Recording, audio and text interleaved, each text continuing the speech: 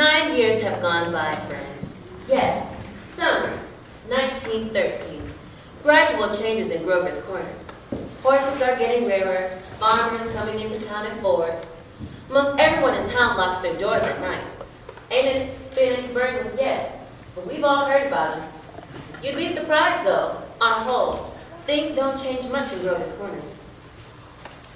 It's on a hilltop, a windy hilltop. Lots of sky, lots of clouds, often lots of sun, and moon, and stars. You come up here on a fine afternoon, and you can see a range on range of hills. Awful blue they are up there by Lake Sunapee and Lake Winnipesaukee.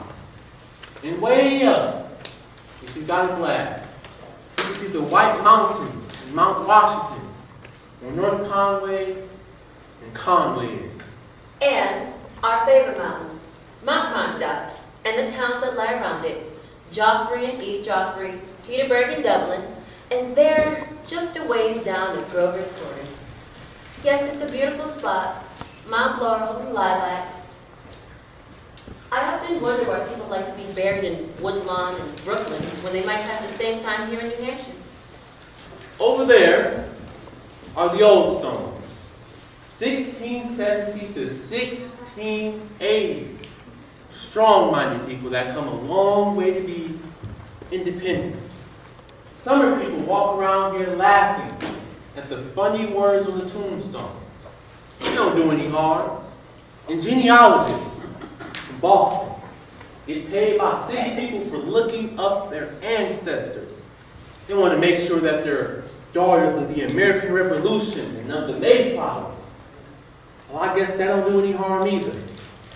Whenever you come near the human race, there's layers and layers of nonsense. Over there are the Civil War veterans, iron flags on their grave.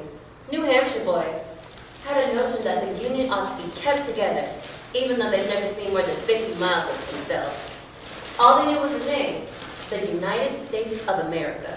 The United States of America? And they went and died about it. This here is the new part of the cemetery. Here's your friend, Mrs. Gibbs. Let me see.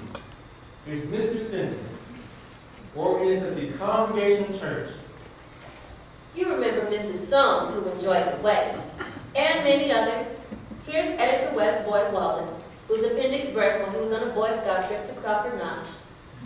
Yes, an awful lot of sorrow has quieted up down here. We all know how it is. And then time. And sunny days. And rainy days. And snow. Now there are some things we all know. But we don't take them out and look at them very often. We all know that something is eternal. And it ain't houses. And it ain't names. It ain't earth. It ain't even the stars. Everybody knows in their bones that something is eternal. And that something has to do with human beings. All the greatest people who have ever lived have been telling us that for 5,000 years. And yet, you'd be surprised how we're always losing hold of it. There's something way down deep that's eternal about every human being. And you know as well as I do that the dead don't stay interested in us living people for very long. Gradually and gradually, they lose hold of the earth, and the ambitions they once had, and the pleasures they once had, and the things they've suffered, and the people they've loved. They get weaned away from the earth. That's the way I like to put it. Weaned away. And they slowly get indifferent to what's going on here in Grover's Corners. They're waiting. They're waiting for something that they feel is coming. Something important and great. Aren't they waiting for the eternal part of them to come out clear? Some of the things they'll say will maybe will hurt your feelings, but that's just the way it is.